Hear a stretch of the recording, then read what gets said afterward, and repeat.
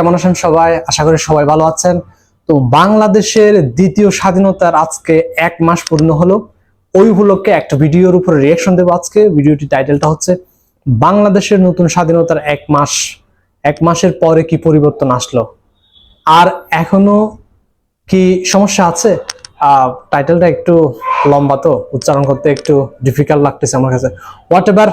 তো 1 মাস যেহেতু পূর্ণ হলো, আসলে 1 মাসের মধ্যে জনগণ অনেক কিছু আশা করেছিল যে বাংলাদেশে কোন কোন জিনিসগুলোতে চেঞ্জ আসবে, কোন কোন জিনিসগুলোতে নতুন করে সংস্কার আসবে।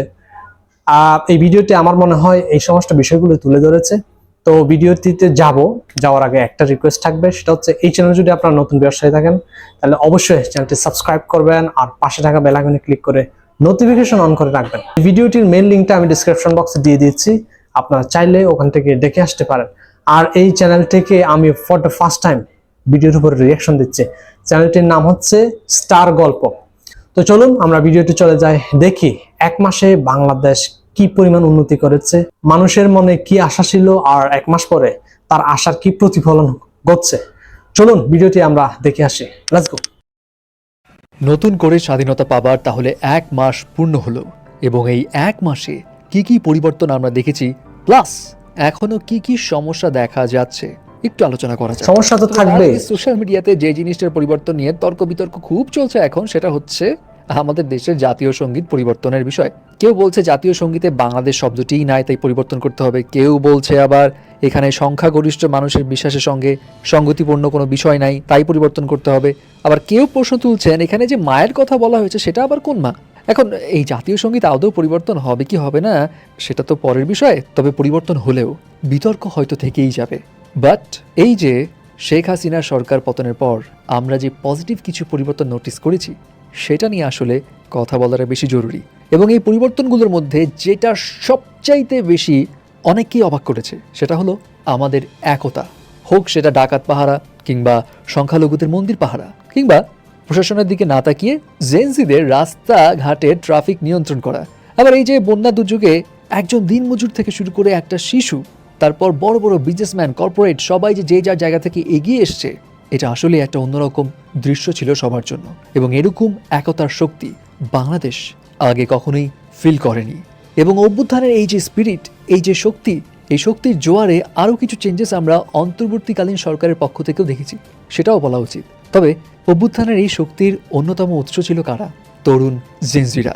তাদের এই রেভলিউশনের উপর বেস করে চালাকে জেনজিদের টি শার্ট অ্যাভেলেবেল রয়েছে, যেটা আসলেই সবাইকে কানেক্ট করতে পারে। অ্যান্ড জেনজির এই টি শার্টগুলো দেখতে ভিজিট করুন চালাকের ফেসবুক পেজ এবং ওয়েবসাইট, লিংক রয়েছে এই ভিডিওর নিচেই। ওকে, সরকারের ডিজাইনটা অনেক সুন্দর দেখলাম। উল্লেখযোগ্য যে পজিটিভ পরিবর্তনগুলো আমরা দেখেছি তার মধ্যে অন্যতম হলো দেশের মানুষের সাথে কানেক্ট হয়ে আন্তরিকভাবে দেশের মানুষদেরকে নিয়ে ভাবা এবং সেই অনুযায়ী স্টেপ নেওয়া। যার কারণে আমরা দেখেছি এয়ারপোর্টে এখন কি সুন্দর সিস্টেম পরিবর্তন এসছে। লাগেজে হ্যাসেল কমেছে, টেলিফোন বুথ সার্ভিস সহ ফ্রি ওয়াইফাই অ্যাভেলেবল রয়েছে, হেল্প ডেস্ক সচল হয়েছে। এছাড়া সাধারণ জনগণের বাক স্বাধীনতার পাশাপাশি গণমাধ্যমেও ফ্রিডম অফ স্পিচ দেওয়া হয়েছে, চাটুকারিতা করতে নিষেধ করা হয়েছে। ইনফ্যাক্ট ডক্টর ইউনূস নিজেও বলেছেন সরকারের সমালোচনা গণমাধ্যমে তুলে ধরতে হবে। সরকার নিয়ে সমালোচনা করা যাবে, এটা কি আমরা আগে কখনো কল্পনা করতে পেরেছি? কিন্তু মিডিয়াকে এই স্বাধীনতা দেওয়ার পক্ষে, অনেকে আবার একটু লাগাম ছাড়াও হয়ে যাচ্ছে, তবে সেটা যেন রাফ ইউজ না হয় সেটাও খেয়াল রাখতে হবে। একটু সময় লাগবে। ইলিশের রপ্তানি ভারতে কমেছে, বাংলাদেশের মানুষ পর্যাপ্ত ইলিশ পাচ্ছে। হ্যাঁ, যদিও দাম এখনো চড়া, বাট হেই, দেশের মানুষ আগে ইলিশ পাবে, তারপরে পরেরটা পরে দেখা যাবে। দেশের মানুষের কথা ভেবে এই কথা কি 15 বছরের সরকারের মুখ থেকে আমরা আগে কখনো শুনেছিলাম? এটাও কিন্তু একটা পজিটিভ দিক। ঢাক ঢোল না বাজিয়ে একের পর এক কাজ করে যাচ্ছে। যেমন বন্যা দুর্গতদের জন্য ডক্টর ইউনূস 1000 কোটি টাকার ফান্ডের ব্যবস্থা করেছে। দুবাইতে আটক হয়ে থাকা 57 জন বাংলাদেশিকে মুক্ত করেছে। নীরবে এইসব কাজ করে যাওয়া দেখেই বোঝা যাচ্ছে তিনি সংস্কারের জন্য এসছেন, পাবলিসিটি স্টান্টের জন্য নয়। যদিও উল্লেখযোগ্য এই পজিটিভ পরিবর্তনের পাশাপাশি কিছু কিছু সমস্যাও আমাদের সাধারণ জনগণকে ফেস করতে হচ্ছে এখনও। তার মধ্যে অন্যতম হচ্ছে ইদানিং সময় আপনি দেখবেন ট্রাফিক জ্যাম অনেক বেড়ে গেছে। যেসব জায়গাতে ইউজুয়ালি জ্যাম দেখা যায় না, সেখানেও এখন জ্যামে আটকে বসে থাকতে হয়। এবং এর পেছনে অন্যতম রিজন দুটো।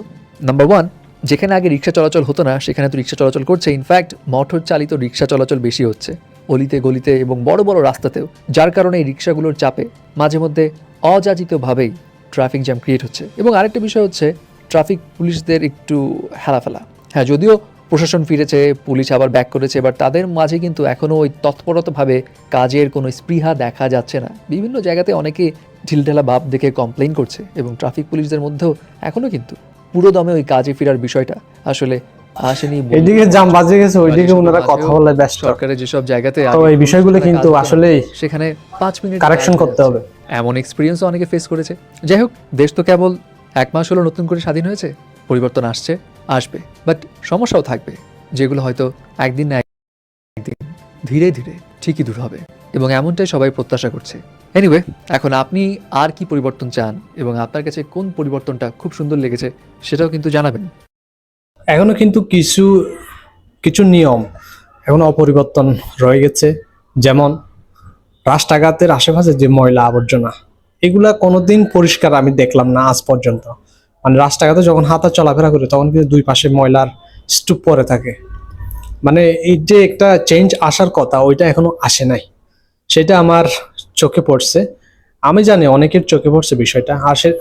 আর একটা বিষয় হচ্ছে ট্রাফিকের জ্যামের যে ব্যাপারটা, ওইটা সমাধান হচ্ছে না। আমি মনে করি এখানে পুলিশ প্রশাসনের অর্থাৎ ট্রাফিক বিভাগের অনেক কিছু কাজ করার সুযোগ আছে এবং অনেক স্পেস আছে, যে স্পেসগুলো ওনারা ফিল আপ করলে হয়তো এই জ্যামটা থাকবে না বা এই ভোগান্তিটা থাকবে না।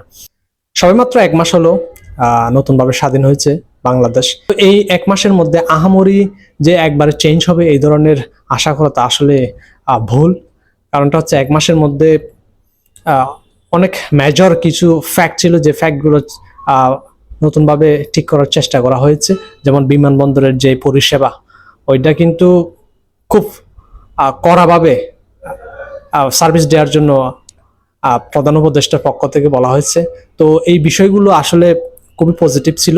ধীরে ধীরে এভাবে বিভিন্ন সেক্টরে উন্নতি হবে, এটা আশা করি একজন বাংলাদেশের নাগরিক হিসেবে।